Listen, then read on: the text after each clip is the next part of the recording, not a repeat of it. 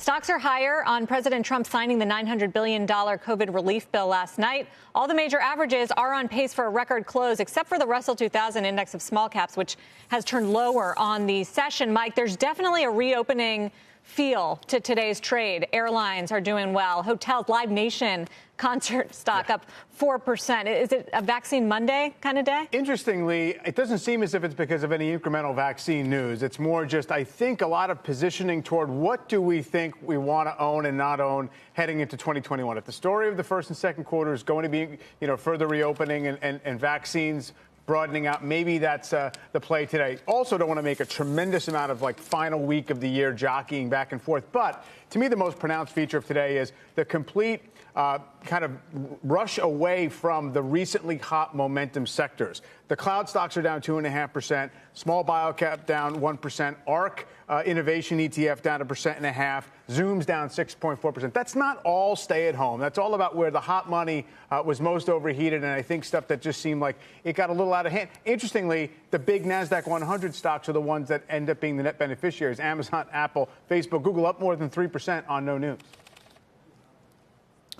Mike, does the end of the year make any difference as to whether or not we might see a bit of profit taking a bit of pullback? Clearly, everyone has wondered whether that was coming anyway. It hasn't arrived in December. S&P up about 3% this month. Yeah, I mean, typically in the markets, strength begets strength, and January seasonal patterns are generally strong in the first part of the month. So it's not as if a strong end of the year is going to negate that or pull it forward. But I do think for other reasons, there is, questions out there about whether the market has carried a bit further than it would merit at this point, mostly, again, because of some of the overheating signs and some of the sort of speculative flows that we've seen recently. So that's much more about positioning and less about, kind of the seasonal give back type pattern, which certainly could happen. And I know there's some calls out there to that effect, but it's difficult to handicap just based on the very end of a given year. Barb, what have you been doing? Have you been taking profits on some of your winners and putting that money into other types of stocks? How are you approaching year end? Yeah.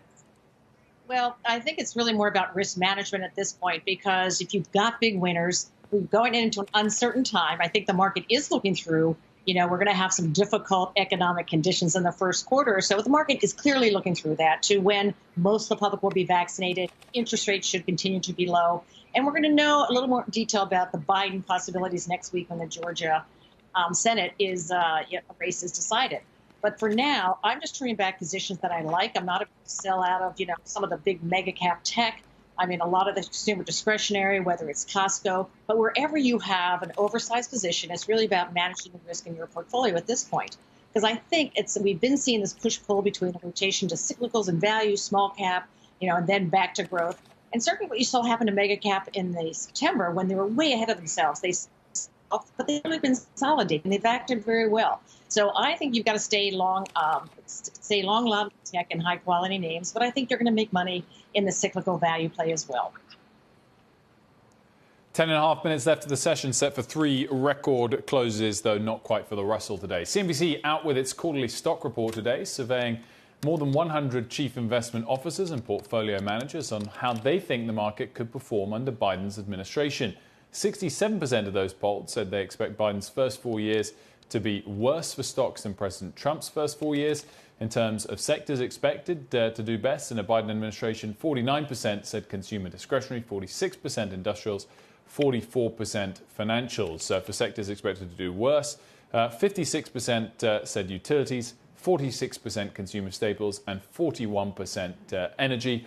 Mike, I guess one of the key questions for that big picture first point about will it be better or worse than under Trump is the starting point. And he does start, of course, at these record highs, and it does suggest it's going to be difficult to outperform annual performance. Right. The annualized gain in the S&P since Election Day 2016 is a bit more than 14%. Total return with dividends is above 16%. That's above the long-term average. So simply based on the probabilities in the abstract, knowing nothing about policies, you'd say, well, it might be difficult for the market to do exactly the same thing in the next 4 years. Not unprecedented, not out of the question. But it's not surprising people would not want to go out on that particular limb. What's interesting about the sector breakdown is that sounds more just like sector preferences of the consensus of the moment, independent of what's happening in terms of the administration. It really does. Barbara, do you have any sort of Biden administration winners in terms of stocks or sectors? People point to solar, for instance. Are you making any of those plays? Well, it's interesting, like I said, because I think what we're seeing is not a Biden versus Trump play, because I don't think it's going to matter who's president next year. What matters is the low interest rates and the liquidity that's flooding the system. So I don't think either way it would matter. And what really mattered under Trump was the tax cuts, and that really revved up the market in certain sectors. For Biden, to me, a lot's going to hinge on this Georgia outcome. If the Democrats do win those 2 seats, Biden is going to get a lot more of what he wants, and that means spending. There's going to be more fiscal stimulus. There's going to be more infrastructure. Well, right now, we don't really have much infrastructure spending, but we'll get some of that. And probably even under Republican Congress, we will still get some.